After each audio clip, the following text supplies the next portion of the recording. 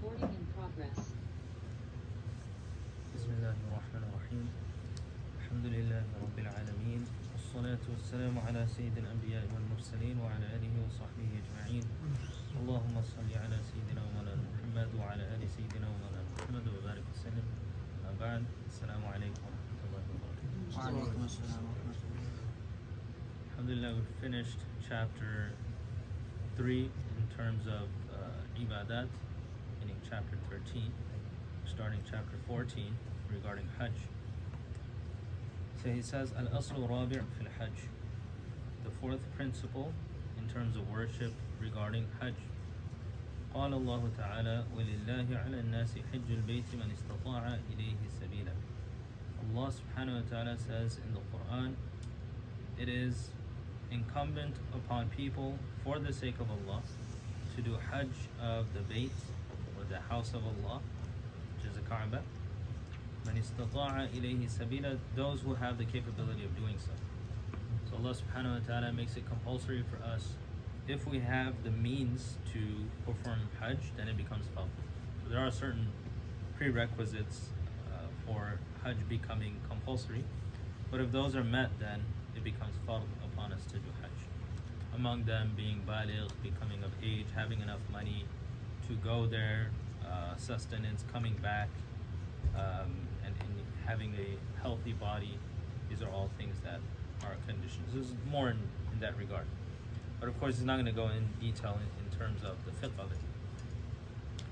وقال صلى الله عليه وسلم من مات ولم يحج فليموت إن شاء يهوديا وإن شاء نصرانيا. There's one warning from Rasulullah sallallahu alaihi wasallam. Is reported to have said, a person who dies and has not performed Hajj, of course among those who Hajj is compulsory on, a person who dies and did not do Hajj, then that person can die as a Jew or a Christian, and it doesn't really matter anymore. It's a very severe warning, meaning you did not live the life of a Muslim if you didn't do Hajj.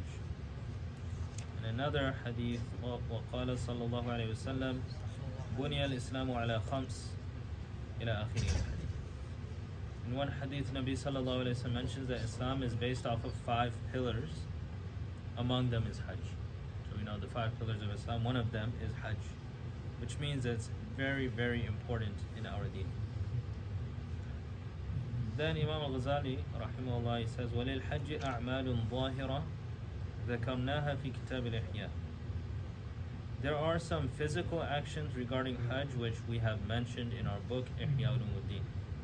So Imām al-Ghazālī says that there's many different aspects of Hajj. He's mentioned them in another book, so he says I'm not going to mention it here. وَنُنَبِّهُكَ الْآنَ عَلَى آدَابٍ دَقِيقَةٍ وَأَسْرَارٍ بَاطِنَةٍ. He says, now what I will do is tell you about very intricate etiquettes that we should have, and some hidden aspects that many people do not know regarding how to perform Hajj. So he's going to tell us about some etiquettes, and then some things that we should keep in mind when performing Hajj, just like how he has done with the other aspects of ibadah. أما الآداب فالسبعة. He says there are 7 etiquettes that we should have when going for Hajj. الأول أن يرتاد للطريق رفيقا صالحا ونفقة طيبة حلالا. The first etiquette that we should observe when going for Hajj, and this also applies to Umrah, is that we have good friends with us on our journey, companions that will go with us. Nowadays, it's not as important as it was before to have people with you, because before you would travel either by foot or boat. It was really important that you have a nice group. They would have to be very strong as well, just in case, enemies or bandits, etc. But he says you should have a pious friend with you. At least have someone, even if it is your spouse. But he's saying a rafiqan salihan, a very pious companion. And the second thing is nafaqa tayyiba halala, pure sustenance. So the money that you use to go for Hajj should be pure, and the food that you take with you. So back then they would take food with them. For us in today's time, the food that we purchase should be halal. and the money through which we purchase it should be halal. Our hajj would be, bereft of any benefit if we're going with, riba money or haram money, of course. فَالزَّادُ الْحَلَالُ يُنَوِّرُ الْقَلْبِ وَرَفِيقُ الصَّالِحُ يُذَكِّرُ الْخَيْرِ وَيَزْجُرُ عَنِ الشَّرِّ. So he says, why is this the first etiquette? He says, having good sustenance, meaning halal food, will illuminate the heart. And this is the character trait of good food. If we have halal food, this makes the heart very pure. And when we have doubtful food or haram food, it will also cast doubts in our heart. This is one of the secrets that many people are unaware of or they're negligent of. The food that we eat has a very strong impact upon our spirituality. So he says here, halal, tayyib, good food, pure food, will enlighten the heart. وَالرَّفِيقُ الصَّالِحُ يُذَكِّرُ الْخَيْرِ وَيَزْجُرُ عَنِ الشَّرِّ. And having a good companion, salih, someone pious, he will remind you to do good and prevent you from doing evil. So if you have a pious friend with you, if you're engaged in sin, they'll remind you, hey, we're going for Hajj right now, maybe we shouldn't discuss these issues, or this is not why we came out. And they'll speak about good things, remind you to do good stuff, maybe wake you up for tahajjud, remind you to do all the ibadat, and maybe if you forgot something in your Hajj, they'll remind you. So this is really beneficial. He says this is the first etiquette. A pious friend and halal food. Number 2, الثاني أن يخلي يده عن مال تجارة. You should avoid tijara and business when you're going for Hajj. Now this sounds obvious, but Allah subhanahu wa ta'ala in the Quran has given permission when a person goes for Hajj, if they don't have enough money to go back home, or they only have enough money to get there, they don't have enough money there, permission has been granted for them to engage in business, so they can take stuff with them. Sometimes you go for Hajj or Umrah, you'll see people like on the side of the road selling little trinkets and stuff like that. So it is permissible. But Imām al-Ghazālī, he's saying the best situation is that you don't engage in that. So it's better you save up money from beforehand so you don't have to do any type of business there. And for us, if we're doing online business, to avoid that completely when we're doing Umrah or Hajj. Why? كي لا يتشعب فكره وينقسم خاطره ولا يصفو للزيارة قصده. He says, the reason why you want to stay away from business is so that your thoughts do not get scattered. So you're there for ibadah, and he's going to go into some deep aspects of the ibadah itself.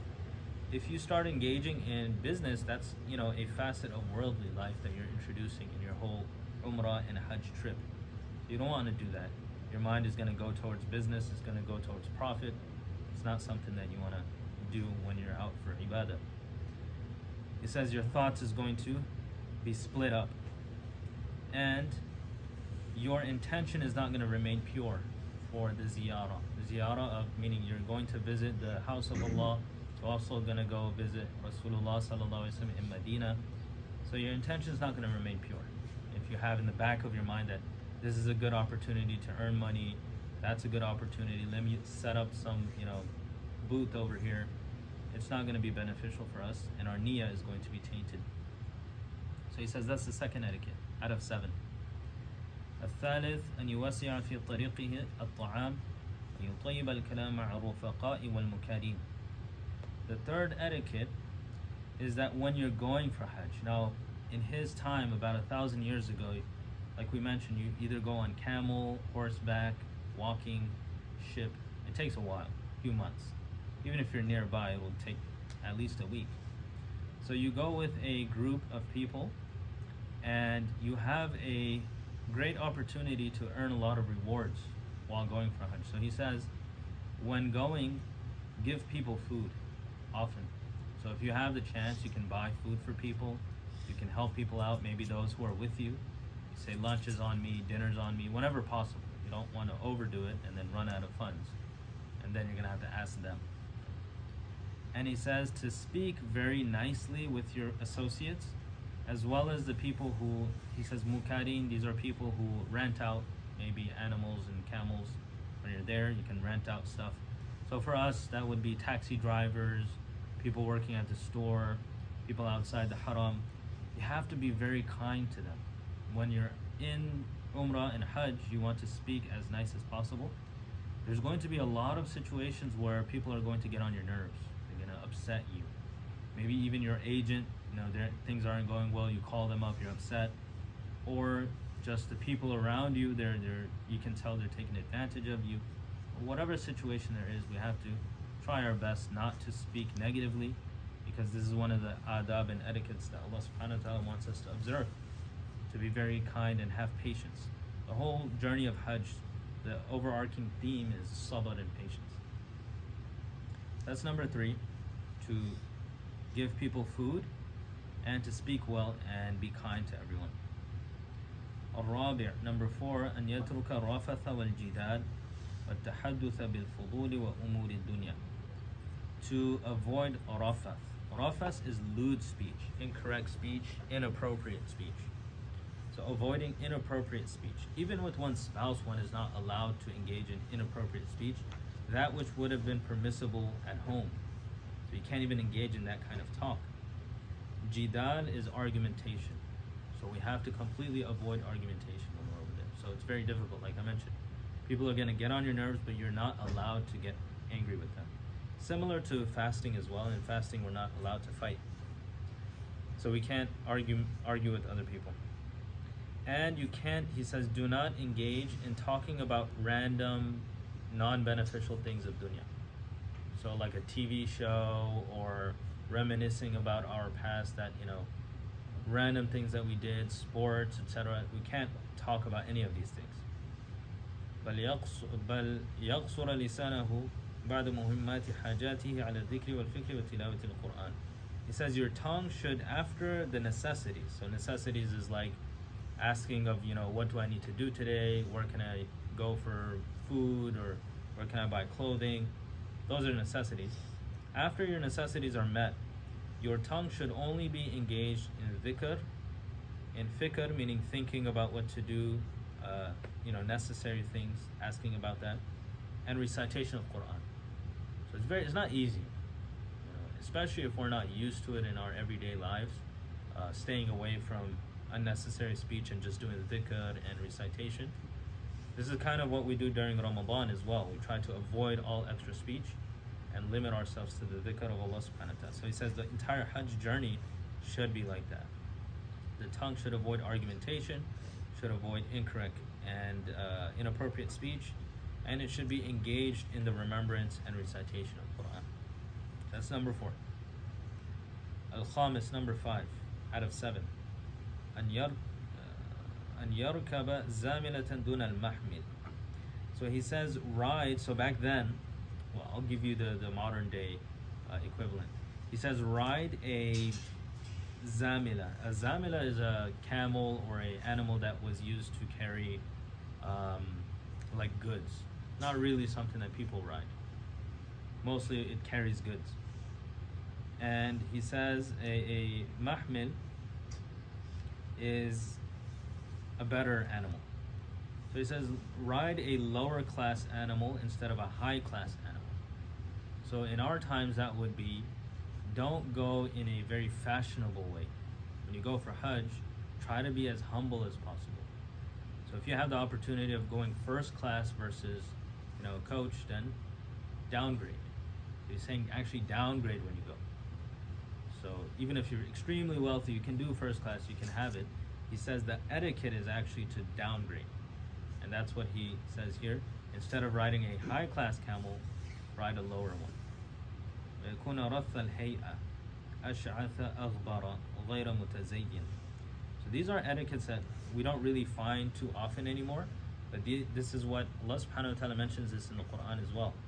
A person's physical condition should be disheveled, right? So disheveled hair, kind of dusty.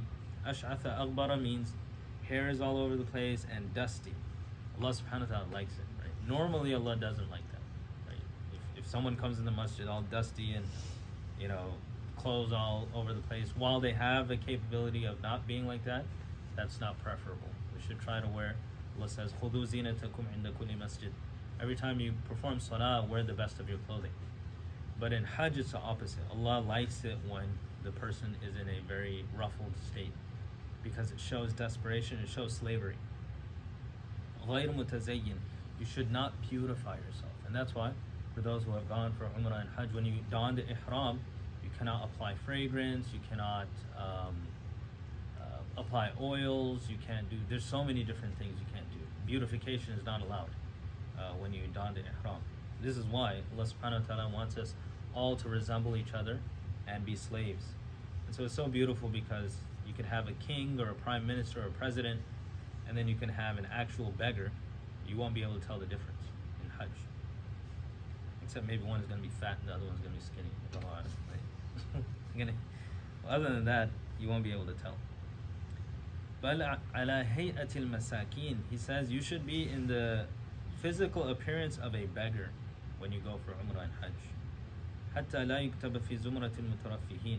So you're not written in the record of being a proud and arrogant person. So when we go for Hajj, we should be extremely humble. It's humiliating. It brings you down. Right?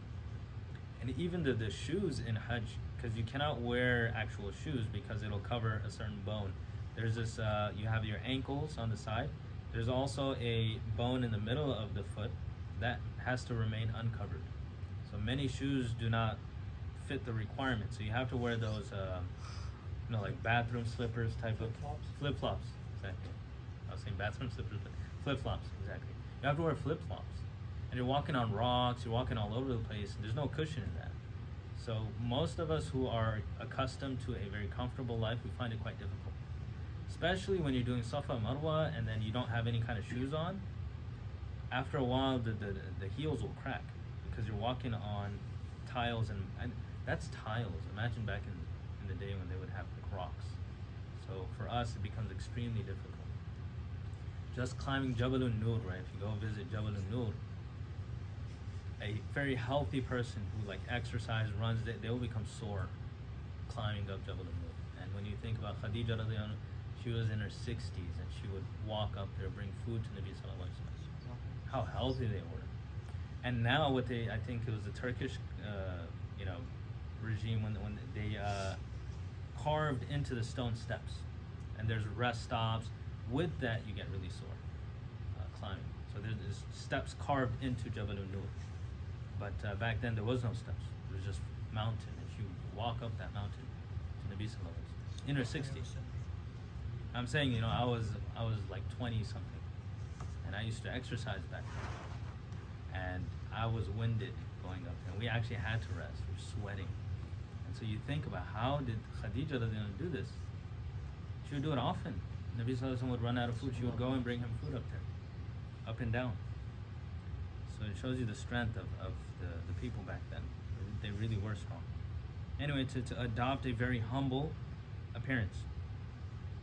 Number 6, and inshallah we'll finish at number 7, and then next time we'll talk about the secret aspects of Hajj. So number 6, أن ينزل عن الدابة أحيانا. Come off of the animal sometimes. So of course they're riding animals at that period of time. Come off of the animal sometimes, ترفيها للدابة, to show kindness to your animal. So having in mind that this is an animal, it's a creature, I need to give it some rest sometimes, so let me walk and lead it by its reins. And then when necessary, you climb back on the animal and ride. So, we won't really have, you don't show kindness to a car maybe, or a plane, so you don't have this situation. But always keep in mind, for instance, if you're going with your spouse and your children, have them in mind. Understand that you can walk a little bit faster and more than they can. So take breaks often. And, you're as strong as your weakest link, as they always say. So according to when the children get tired, you stop. So always having others in mind, being aware of them. وَتَطْيِيبًا لِقَلْبِ الْمُكَارِ. He says here, get off the animal here and there, because the person that's renting out their animal to you, they care about their animal. So they'll feel good if you don't always ride and abuse the animal. It's like you rent out your car. You're always worried, is this person going to just drive the car like a maniac or be cognizant that it's someone else's car? Usually they don't care. When you get it back, it's all damaged. So he's saying you shouldn't be like that. And that's also another lesson for us, that if we rent out cars, you have to be cognizant that this is someone else's car treat it as you would treat your own car. Right? So as a Muslim, you can't just rent out a car and start doing donuts and stuff. It's not going to be correct. وَتَخْفِيفًا لِلْأَعْضَاءِ بِالتَّحْرِيكِ. He says this will also allow you to move around and stretch, inshallah, so then it will be beneficial. وَلَا يُحَمِّلَ الدَّابَةَ مَا لَا تُطِيقُ بَلْ يَرْفُقَ بِهَا مَا أَمْكَنَ. You shouldn't put weight on that animal more than it can handle. Be as kind as you can. So there's a lot of etiquettes when you study the chapter of Hajj, especially in the fiqh books. There's like a lot of masail talking about how to treat the animals. So, Islam does care about animal rights. You'll find it scattered. There's not a specific chapter, but you will find it scattered throughout the books of fiqh, how to treat animals. Sometimes they say that if an animal is a milk-producing animal, so those animals, they get extremely, what word should I use, frustrated when they're filled with milk, and so they need to be milked. But the thing is, you can't drink the milk from it because this is an animal to be slaughtered for Hajj, if it was a slaughtered animal. So there are certain things that you can do and treat it nicely. Also, the matters of slaughter, you're not allowed to slaughter an animal and let another animal see that animal being slaughtered. So there's certain etiquettes that we have with animals as well. So that's number 6, treating the animal nicely. And the final, number 7, السابع أن يكون طيب النفس بما أنفق من نفقة وبما أصابه من تعب وخسران.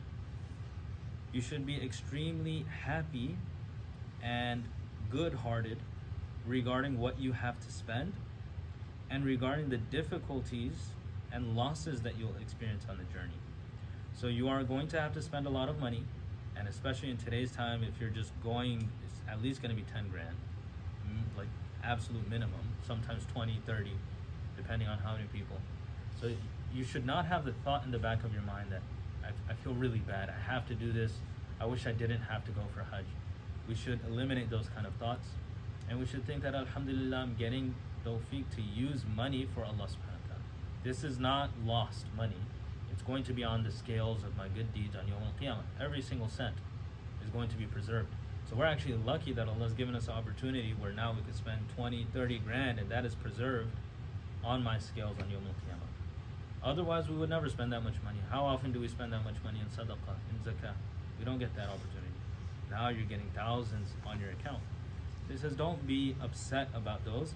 Be tayyib an-nafs, be happy inside that you're spending, as well as the difficulties you're going through. Every single difficulty, remind yourself, inshallah, this will be on my scales. This, it's physical difficulty, mental difficulty, in every aspect. Hajj is not an easy journey, as many of you know. And so you should be as happy as you can. Force yourself to be happy, he said. وأن يرى ذلك من آثار قبول الحج فيحتسب الثواب عليه. You should consider all of these things as the signs that Allah is accepting your Hajj. So these are signs that Allah is going to accept me for my Hajj, that I'm going through difficulties, yet He's giving me tawfiq to be happy about it, and expect a reward for it. So alhamdulillah, believers, any kind of difficulty, there's this very famous hadith that Nabi Sallallahu Alaihi Wasallam says is very strange and very amazing is the situation of a Muslim. Everything that a Muslim goes through is khair for them. If they go through any difficulty, they're going to have sabr, then Allah is going to reward them. That's good for them. Difficulties are good. And if they go through good times, then they're going to show thanks to Allah, gratitude, and that's good for them. So when you go through these difficulties in Hajj, you expect the reward, you'll get it inshallah. So these are the etiquettes. So we'll just go over them again, and then we'll conclude for tonight. So he began by talking about the necessity of Hajj. He's going to talk about the 7 etiquettes, that's what we discussed, and then next time he's going to talk about the asrar, or the hidden aspects that we should consider when doing the Hajj. So these 7 etiquettes that we should have when doing Hajj is, number 1, you should choose a good companion who is going to remind you to do good deeds, is going to keep you away from evil, and you should have halal food. And for us, when we're even on the journey, look for the most tayyib, halal, nutritious food. Number 2, you should not engage in business, even though it is permissible. You should avoid it so that your mind is not busy thinking about dunya. Number 3, you should spend on others, especially your companions, feed them. and speak nicely to your companions as well as the people that you'll meet there. Number 4, avoid inappropriate, lewd talk as well as argumentation, and avoid speaking about dunya. Number 5, be as humble as you can in your physical appearance. So instead of riding a very high quality animal, or in our situation maybe going there in a first class ticket, downgrade a little bit, inshallah. If you're used to first class, go to business. If you're used to business, go down to the absolute bare. If you're used to Delta, do Spirit.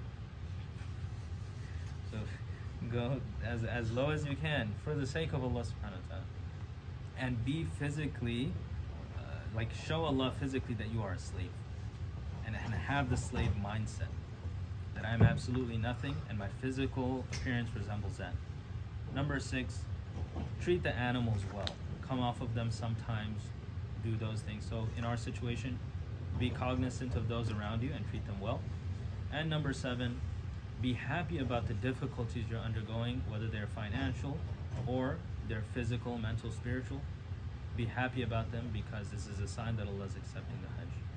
So we ask Allah subhanahu wa ta'ala to give us tawfiq to go continuously for Hajj and Umrah, and allow us to have these etiquettes in mind, and give us tawfiq to have a Hajj mabrur and Umrah mabrur. وصلى الله تبارك وتعالى على خير خلقه محمد وعلى آله وصحبه أجمعين برحمتك يا أرحم الراحمين.